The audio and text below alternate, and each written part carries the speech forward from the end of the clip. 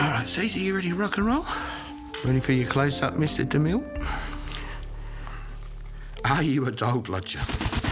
Now, why did I know this one was coming, Caesar? Yes, I feel the same way about that one, mate. So people that just, sit at home on benefits and do nothing.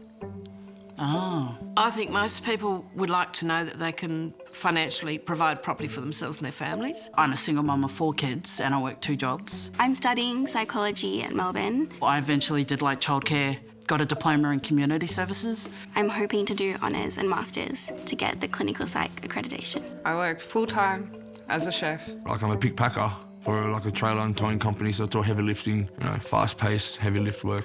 My husband works at IGA, so we both work. I work too hard to make my money. Definitely not a Dole Bludger. You always get a few who are, and they're what gives everybody a bad name. I do have some associates that I do know that sort of play the victim a lot. Oh, woe is me type shit, and they won't get off their ass to do anything. Because we all don't want to work or have the confidence to be able to work. Yeah, there are always going to be people who don't want to work, who want to lean on the system. But in my experience, all the people I know who've been on unemployment benefits of any sort are looking for jobs. The jobs just aren't there. Jesus, mate, I would love to get a job. I'd love to do what I was going to do, and that's be a bloody good photographer. Well, you're doing full-time uni. I think that's... Yeah, I don't think I'm in a position where I could get a job at the moment.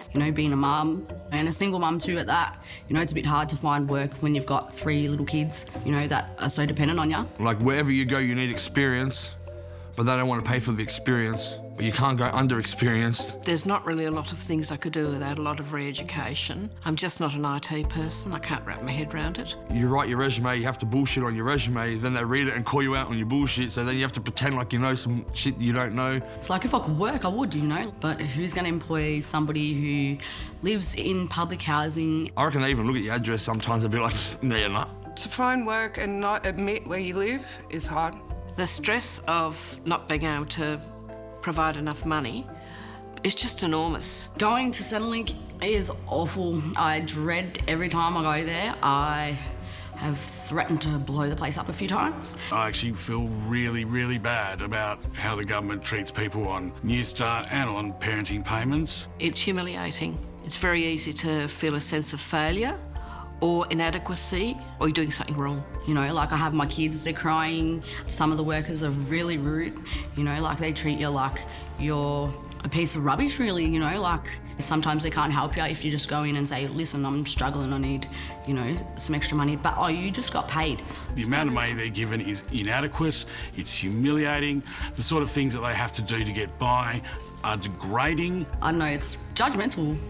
People are so close-minded that they think everybody on Centrelink is lazy. We are creating this generation of people who are getting more and more separated from the rest of society. I was thinking about what sort of encouragement do you have to get off a pension if you really wanted to? It's one thing that I do resent about it, and that is really difficult, is that it is a trap. Because if you do earn a wage, that means I have to pay full rent for my flat. That would mean I'd be paying $500 a week for the rent of my flat. As you start to earn money, when you pay tax, the pension gets halved, each cent of the dollar goes down, my rent goes up because it's a percentage.